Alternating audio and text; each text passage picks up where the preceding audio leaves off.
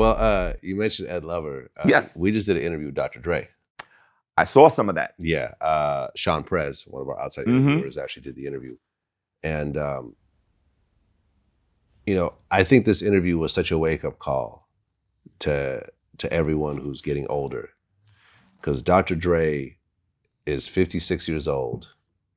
He has had his leg amputated from the knee down and has gone completely blind from type 2 diabetes. I'm a type 2 diabetic. I am a blind amputee who's a diabetic. I consider myself to be super bad. That's right, I'm a triple threat now. When I first was diagnosed and I first went blind, partly because of diabetes, yes, partly because I had an operation called retinopathy operation, where I had laser surgery to fix my retinas. But diabetes is a non-forgiving disease, and it chews away and takes your sight from you. And I've always been told I will get my sight back. There are times I have what they call flashes of vision. Mm-hmm.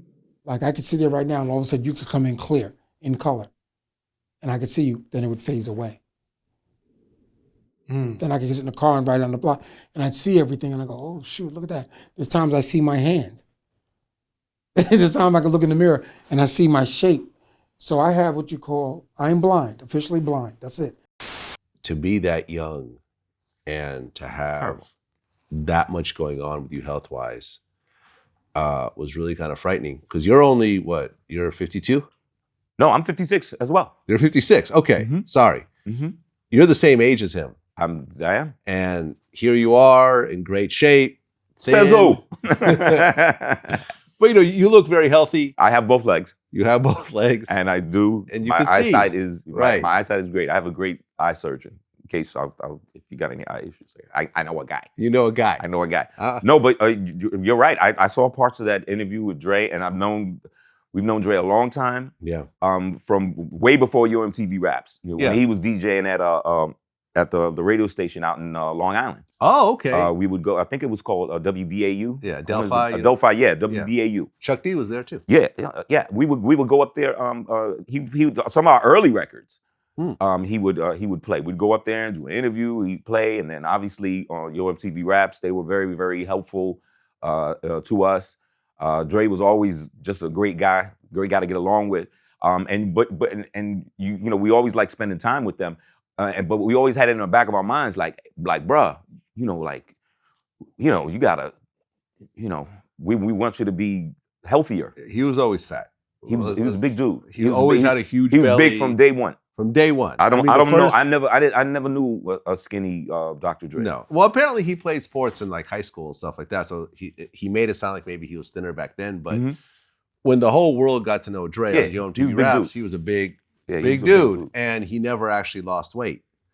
And he talked about the reasons of how he got diabetes. He said, I was drinking soda when I was doing this show, but it's like, he had basically neglected his health his whole life.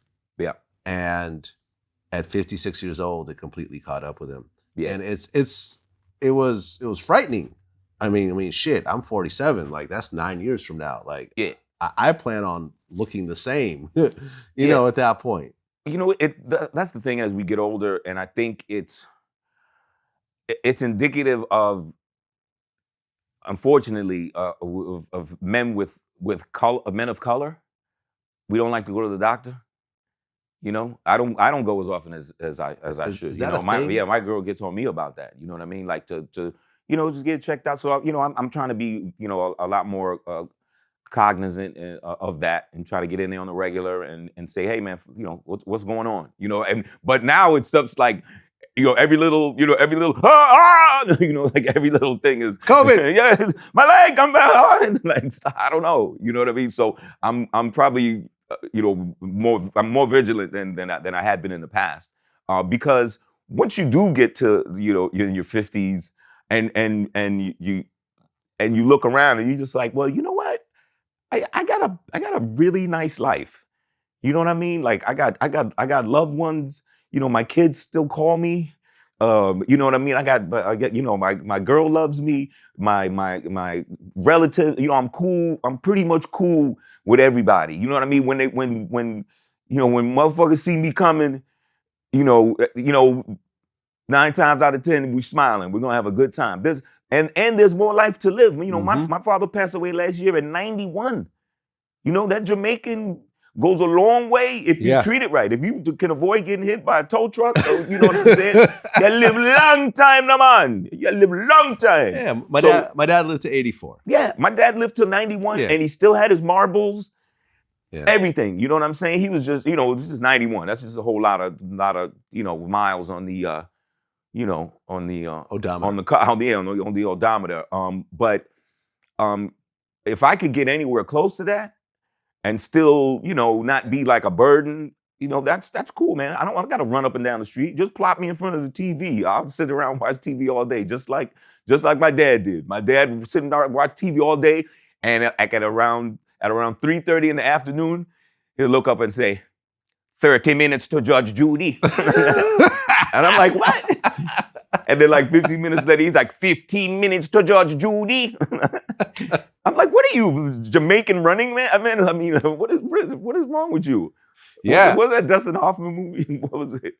Where he's Rain Man. Rain Man. Yeah, he's like my dad was like a Jamaican Rain Man. He's like, 5 minutes to Judge Judy. What all right, I know what's coming on. Stop it.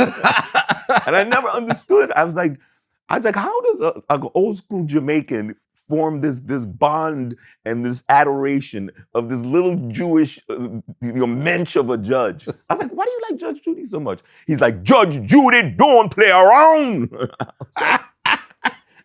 Stop it. Yeah, at the end of our interview with Dre, he said that he's helped make a lot of billionaires in hip hop, and now he's asking for help. And he has a GoFundMe page, and it's raised like around 30 grand. It bumped up a few thousand. Okay, I didn't even know that. Yeah. Okay. Yeah. It bumped up a few thousand after our interview aired because we had links to it and everything else like that. Okay. But, I don't, Dre doesn't seem broke, but, he's like, he's got to move into a different house, more care. Sure. Like that's got to be, that stuff don't pay for itself. Yeah. And he hasn't really had a big income in a while. It's not like he's been doing shows this whole, he doesn't have like a big gig all years. I actually used to do a radio show with him. I used to be the DJ on the syndicated show that he had.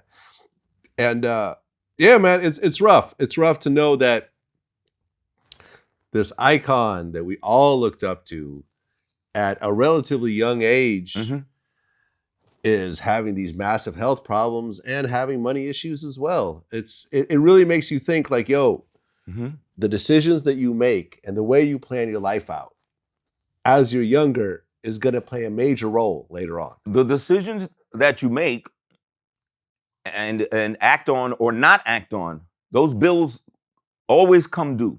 Yeah. I hope Dre pulls through.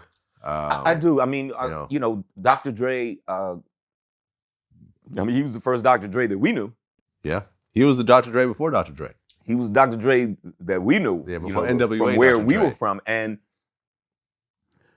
I just know from our perspective, from Kid and Play, I mean, he helped us out quite a bit. And like I said, as a DJ in Long Island on the radio station, way before your MTV Raps.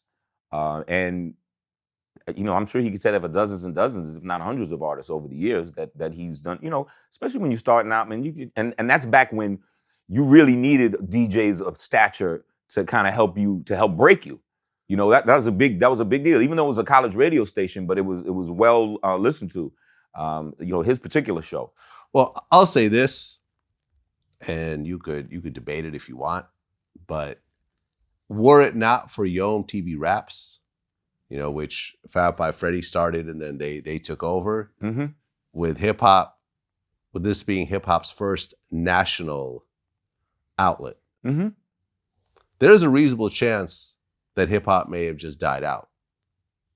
It may have just stayed as a local thing. A local New York thing, kind of like how go-go music is in DC. Very hot genre in the city, but it never went global, it never went huge. Because there was go-go never got outside DC. That's what I'm saying. It was hot as fuck in DC. Right. But outside that could have happened to hip hop were it not for Yo MTV Raps. You could argue it, we'll never know. I'll say this, and I think hip hop was just an incredible musical and cultural force of nature. that was going to happen and was in the process of happening. But Yo MTV Raps definitely accelerated it. I will say that. It was a turbo boost. It was a 5-hour energy.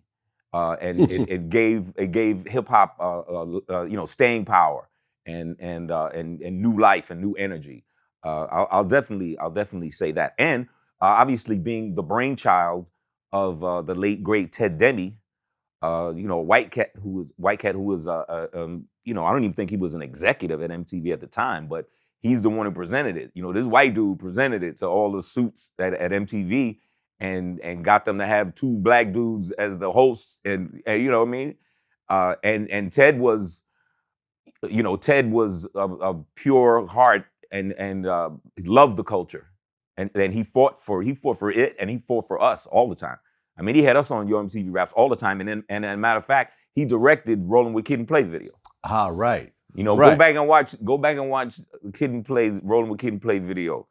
He directed it. You'll see Ed Love. I think Ed and Dre are in that video, playing like cooks in the lunchroom and shit. Okay, we're gonna show a little clip of that. Yeah. Go. This is where it goes. like that. Right. We'll show a picture of it. But yeah, that was the brainchild of Ted Demme, who passed away several years ago. Yeah. And obviously that launched Ed and Dre and the rest of us.